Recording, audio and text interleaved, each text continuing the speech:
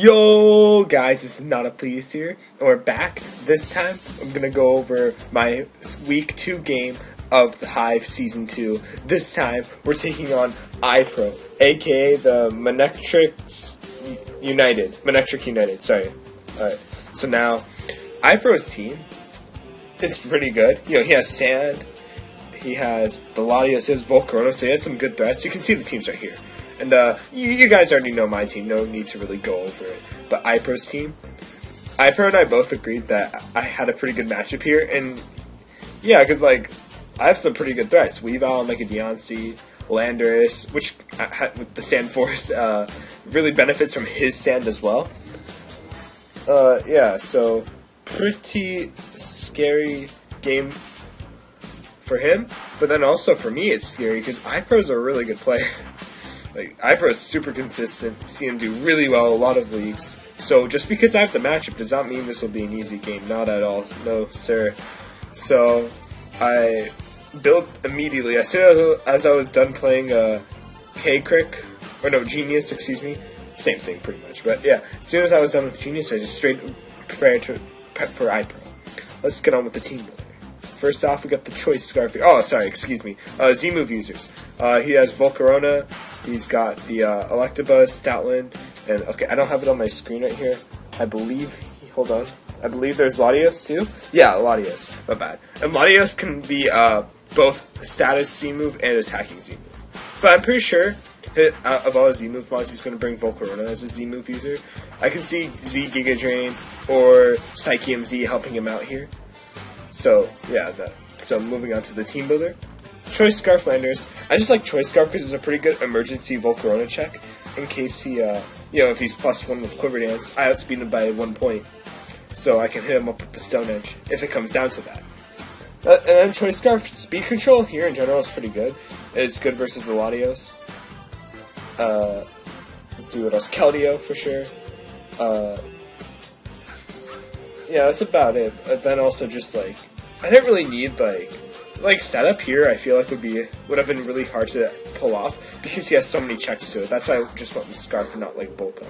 So Edgequake, good. Nothing is not much really beats Edgequake, as I'm reminded every day. Yeah, right, we got Knockoff, super effective. This is Joy and Latios basically. Momentum, and I already explained Outspeed Volcarona. Yeah, alright. I love this set, dude. This set's pretty cool because like. Keep in mind, he has Quillfish and a Keldeo. 2 pretty good switches to Weavile. And, of course, Ground EMZ Dig beats Quillfish, and Aerial Ace Fly EMZ beats Keldeo. But that's one or the other, right? I need to guess which one he's going to bring. So, I just brought the Z Dream Meter because that hits both of them. Granted, it hits Keldeo for only like half the damage, but it hits Quillfish for way more damage. And I do see Quillfish being the better bring here. Keldeo struggles to beat Dragology and Slowbro, so I don't think it's going to come. So yeah, we got Knockoff, of course, Stab, Priority, and of course, just explain why. And so this is all the speed I need to outspeed Latios. The speed tiers are not the greatest, to be honest. I mean, if Latios is his fastest Pokemon, and that only comes up to 110 speed, so it was pretty easy to speed creep for that, while having a ton of leftover EVs. Put that into special attack to make Dream Meter hit harder, because it doesn't OHKO Quillfish. It's like a pretty high roll. It does about 80 to 90%. So yeah, moving on, we got the Bro Colbur Berries to help me beat T-Tar, because I'm pretty weak to T-Tar. Right?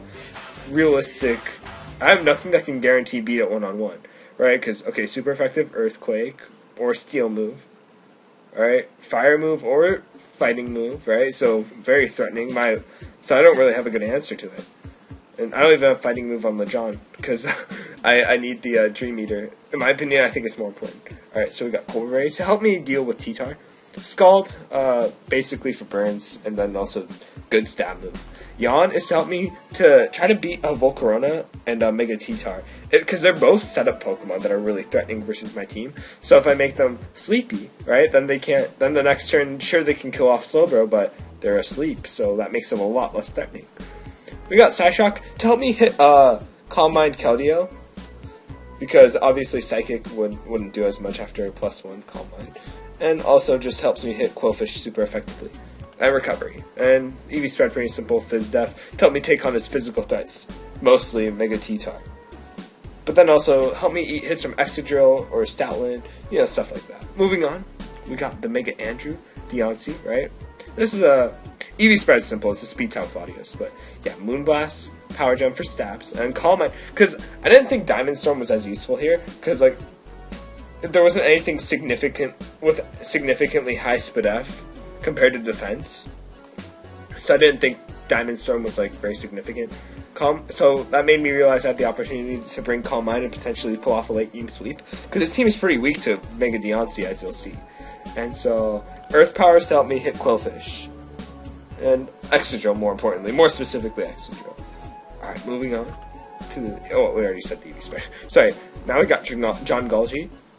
When I was thinking about this, Dragalge is honestly more of a pivot rather than an attacker this game. Because the Volcarona and Keldeo, this is really meant to be my switch into them. Because both of them I can switch in. If they set up, I can bring the Haze and just negate their stat boosts.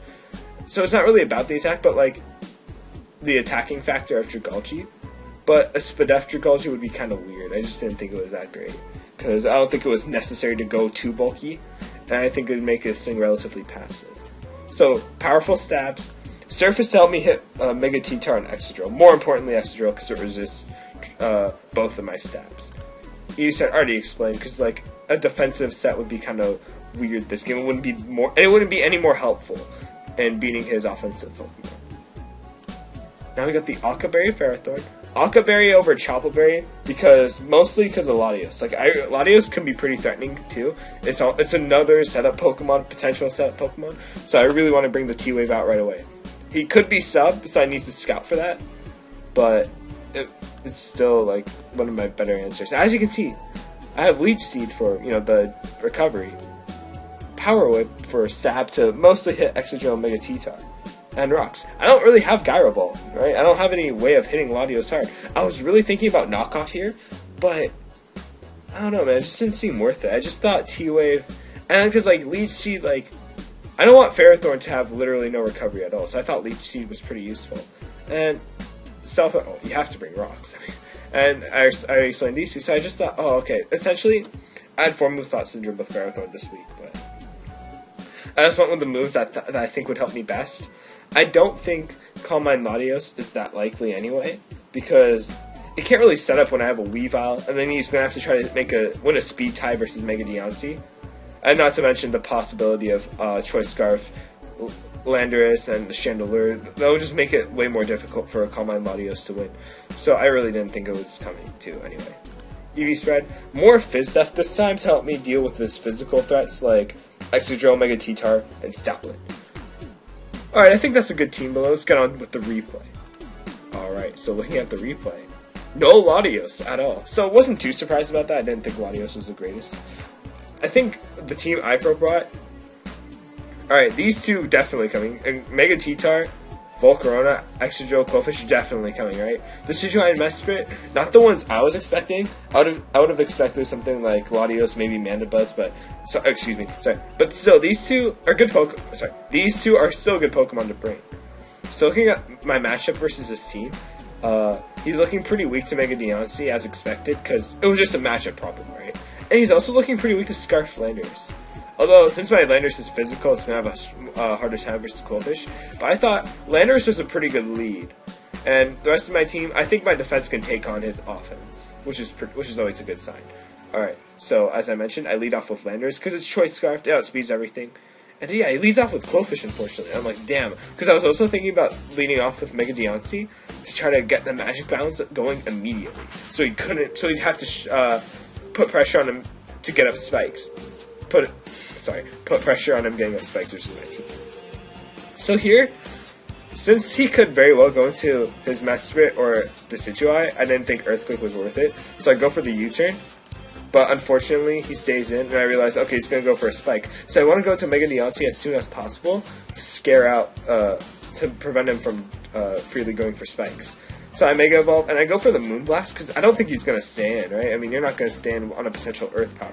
Because he revealed its item. He was Rocky Helmet, not Shuckleberry or anything. Now, as you can see, that Moonblast did a lot of damage. So it made me think, oh, okay, so this is the damage calc shows that's definitely offensive. What if it's Choice Scarf, right? Because an SD set isn't too significant here, because I have the Mega Deoncé, which can Revenge Kill afterwards. Sucker Punch won't do anything, and the same goes for Weavile. And also, Landers can eat a Sucker, so I just didn't think SD was very optimal. So, and I waited a long time. I thought about this for a long time. I thought maybe he's bluffing too. But no, I just hard switch, and I go into Ferrothorn to eat up a Leaf Blade. And as you can see, works out well in my favor. Now this is where I start to not go for the smartest decision, in my opinion. So if he's Scarf, he's definitely switching out, right? So rocks are a pretty good opportunity. It's a good opportunity to get rocks, excuse me. But then also T-Wave. Because think about it, like, if he brings in Volcarona here and I T-Wave it, that's really good for me. Because he's probably a Z-move, right? So he won't be like Lumberry or anything. And that really helped me essentially beat his win con. And so I was really thinking about that, but I was like, what if he could go into one of his Pokemon that don't mind T-Wave, like Excadrill or Quillfish, seeing how it doesn't really need its speed this game. So I optimized to go for the Stealth Rock, but as you can see, he brings in Volcarona, which was a good decision on his part, because like T-Wave there wasn't really too likely. Now I realize, okay, shoot, I'm not staying in, because I don't want him to go for the Fire move, but at the same time, like, even though I'm Aqua Bear, I'm pretty sure I still die. Like, I'll be honest, I don't really calc that much in games, because I'm just focused on trying to make the most optimal plays, and a lot of times calcs distract me from doing so. In this case, I go into Dragology because good Speed F, so why not? But here, okay, it's after. You'll see here, I just stand, to be honest. I go for a Surf, predicting Excadrill will possibly come in, or he might try to get up a Quiver, and then I can Haze the next turn. Haze the turn after I Surf, right? Or something like that, but no, he just goes for the Z move straight away. Shattered Psyche.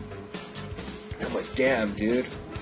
And I was a bit upset at myself, because, like, I could have scouted out for that, potentially. And yeah, I have Slowbro, Psychic Resist, Psychic Immunity, but, I mean, okay, I'm not going to blame myself for not switching into Weavile and a Volcarona. That's really risky. So, it was one of those things where I kind of saw coming, but I couldn't really react to it, because if I go into Bro, I would have to risk him going for Bug Buzz the next turn, as I would try to go for Yawn, which would be super risky. And Slowbro is pretty important in this game, because it helps me check Excadrill and possibly T-Tar, because I have the Cobra Berry, so I can at least take one hit. Now I optimize to go to Mega Deoncé, best check in my opinion. As now, I kind of screw up here. Since I had Calm Mind, and I thought, well, since he's definitely switching out, I can go for a Calm Mind, right? As now he goes into Decidueye. Now this makes me think, okay, is he Scarf, like I expected? And if he is he going to go for Leaf Blade, or will he U-turn? And I think, well, maybe it's not Scarf, because if he brought it here, he's probably sacking it, right? If he went hard Volcarona to Decidueye, I thought he was definitely sacking it, because he was probably predicting the Rock move. And so, with that being said, I just stay in. Okay, yes, I know, it wasn't a good play, I know, it was not optimal, I'm sorry, I just got too excited, it won't happen again, I promise. As now I go for a U-turn, because, like, I just wanted the momentum, and I didn't think, yeah, okay, Turk, I know it's cringe, I'm sorry, I really regretted making that play. Now I'm down two really helpful Pokemon here, one crucial, one really helpful. As now he brings in the T-Tar. This is a big threat. Definitely bigger than Volcarona right now, as rocks are up, and he doesn't really have a good opportunity to spin away right now, because as you can see, I brought in the Bro, and so best option, I could Yawn, right, or I could Scald and try to get a burn, which honestly, I do that now because, hold on, you'll see why. Ooh, this turn caused a lot of controversy, as you can see, because of the burn. Yeah. Now I want to explain why I went for Scald first instead of Yawn. If he was possible setup, right, I could have Scalded, and if that didn't burn, then I would go for the Yawn, right? But he just went for the attack straight away, which hindered the need to go for Yawn because I got the burn. You know, like, I won't pretend that the hacks didn't matter here. The hacks was pretty big, because now his T-Tar is essentially useless. He has no Heal Bell. He could potentially be Healing Wish, but he'd have to sacrifice a Pokemon for that. So, obviously that's game changing, but I I still had a plan. Like, if I didn't get the burn, I had a plan. So now, he goes for crunch, and now this is essentially a recover stall. Right, as you can see, just going for it, right? He just attacks, I just recover. Which essentially reveals he has no setup. Which I thought was pretty interesting. I thought he should have brought setup, in my opinion, just because T-Tar would be super threatening if it did. Imagine a +1 T-Tar versus my team. Like, yeah, I have the Scarf Landers, right? But, like, that would be my only check. Everything else would possibly die to it. And so, watch this, though. So, yeah, he goes, oh, man. That crit would have been super terrible if he got it any other time. But, yeah. Now, I try to switch out here. Watch this. He goes for Pursuit on that turn, man. Ooh, he knows me, man. He knows me. I started going to Chiangi because this would have easily eaten the burnt crunch. And I go into this because I would have, because it gives me the offensive momentum. I suppose if I stayed in with Bro and he goes into Volcarona, that would have been really bad. So I wanted to switch out. And so now he goes into Mesprit. And I'm honestly thinking, okay, this thing probably has Ice Beam if he brings it in. Right? And he protects. Not sure why he has Protect. Could be Toxic. Maybe he's just trying to, like, Toxic Stall Slowbro. That was, like, maybe his plan. So now, I just go for the U-turn. I go into Weavile. Yeah, I go into Weavile predicting the Ice Beam. Right? As you can see, though, he's like, oh, I see what you're doing, so I'm going to do the same thing. Oh. Oh, no. Oh, the Quillfish does not know what's coming. He does not know what's about to come. Oh! As you can see, it works, man. It works. Oh my, I was so happy that works. Win or lose this game, I was just really happy I got to pull that off at the right time. This game's not over yet. He can still pull through with Volcarona. Especially now he has Drill out, he can go for a Rapid Spin. Because now I'm -1, so he can definitely eat any move. And he would have before anyway, because I didn't have a fighting move. So now I'm just thinking, okay, do I just go for the damage with knockoff or something? Or do I... How badly do I need Leave Out? It's really good for Mesprit. So at first I thought, okay, I need to keep it. But then I realized, do I though? Because I got the Slowbro and Ferrothorn, which can both take on Mesprit relatively well. I mean, bar Thunderbolt, bar HP Fire, but it already revealed 2 moves, Protect and U-turn. So I didn't think it would have, like, it's definitely not a Calm Mind variant. So I didn't think it was that detrimental to keep Weavile around, to have to check it. So basically, I sack it. I go for the knockout. Oh, Scarf Extra with Stand. Alright, that was pretty good prep on his part. Now here comes a 50-50, essentially. Do I go for the Earthquake, or do I go for the U-turn? Because, okay, I could go for Knockoff, but then you can just switch out after. It's just, Knockoff sucks up momentum for me, because if I kill Mesprit with Knockoff, you can just go into Volcarona after, and I won't kill it, because, you know, it has a Psyche MZ. So, basically, I have to either Earthquake or U-turn, right? After I have to go for the Earthquake, mainly because Earthquake basically is 2 of his Pokemon, as opposed to U-turn is only good versus 1. And if he hard switches into Mesprit, I have 2 good switches to that, so I'm not too concerned. Alright, so I just go for the Earthquake.